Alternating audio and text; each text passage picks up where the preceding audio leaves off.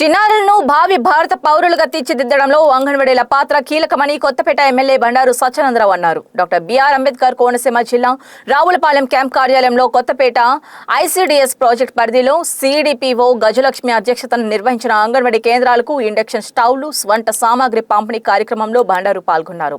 ఈ సందర్భంగా ఆయన మాట్లాడుతూ అంగన్వాడీ కేంద్రాలు చిన్నారుల భవిష్యత్తుకు పునాదులు వంటివని, వాటి అభివృద్ధికి ప్రభుత్వం ప్రత్యేక చర్యలు చేపడుతుందని కొత్తపేట నియోజకవర్గంలోని 285 అంగన్వాడీ కేంద్రాలకు ఒక్కో కేంద్రానికి ఇండక్షన్ స్టవ్ తో పాటు కుక్కర్, వంట సామాగ్రిని అందజేశారు. పైలట్ ప్రాజెక్టులో భాగంగా డివిజనల్ హెడ్ క్వార్టర్ కొత్తపేటలో 78 కేంద్రాలకు గతంలోనే వీటిని అందించడం జరిగిందన్నారు. ప్రస్తుతం ఆలమూరు 76, రావులపాలెం 70, ఆత్రేయపురం మండలంలోని 61 కేంద్రాలకు సామాగ్రిని పంపిణీ చేస్తున్నామన్నారు.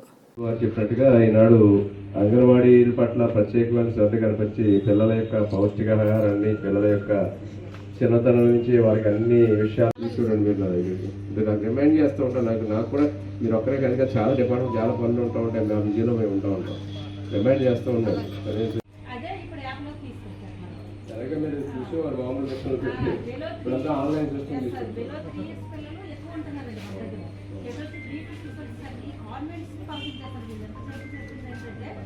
దగ్గర నుంచి వెళ్ళి జాయిన్ చేసుకున్నట్టే పిల్లలు మీ దగ్గర ఉంచుతారు.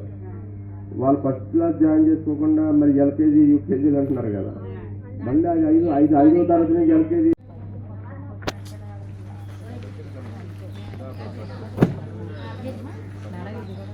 వారు చెప్పినట్టుగా ఈనాడు అంగన్వాడీల పట్ల ప్రత్యేకమైన శ్రద్ధ కనిపించి పిల్లల యొక్క పౌష్టికాహారాన్ని, పిల్లల యొక్క చిన్నతనం నుంచి వారికి అన్ని విషయాల్లోనూ కూడా ప్రధానంగా పేద బలహీన వర్గాలకు చెందినటువంటి పిల్లలు వారు అన్ని రకాలుగా కూడా భవిష్యత్తులో చక్కగా వాళ్ళు రూపొందాలి అంటే అంగన్వాడీ స్కూల్ యొక్క పాత్ర చాలా కీలకమైంది.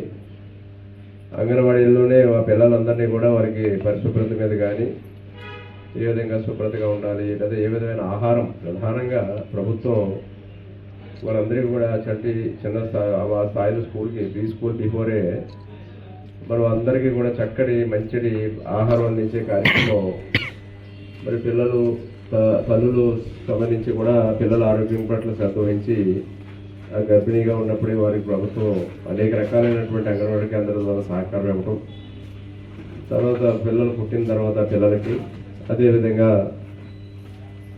బాలింతలుగా తల్లికి, ఎందుకంటే తల్లి బలంగా ఉంటేనే బిడ్డ బలంగా ఉంటుంది. అందుకని తల్లి ఆరోగ్యవంతంగా ఉండాలి, తల్లికి చక్కటి ఆహారం, పౌష్టికాహారం ఉండాలనే ఆలోచనతో తల్లి ఆరోగ్యం పట్ల తల్లి యొక్క బలంగా ఉండడం వల్ల బిడ్డ కూడా బలంగా ఉండడం ట్రై చేస్తున్నారండి. రీఆర్గనైజేషన్ స్కూల్స్ మళ్ళీ మీ ఇప్పుడు ఇవన్నీ చేసుకుంటూ వస్తున్నారు. 1, 2 వరకు నుంచి 3, 4, 5 పెట్టి మోడల్ ప్రైమరీ స్కూల్స్ 60 మంది పిల్లలు దాటితే ఒక 5 టీచర్లు పెట్టి ఒక మోడల్గా చేయాలని కూడా రిజల్ట్స్ ఎలా వస్తాయి. మనం బాగా వచ్చే 10th క్లాసు మళ్ళీ భవిష్యత్తులో కూడా ఇది ఉండాలంటే మీకు స్టార్ట్ అయింది అలాగా వాళ్ళ లైఫ్కి అది ఒక మార్గం వేయాలండి. అని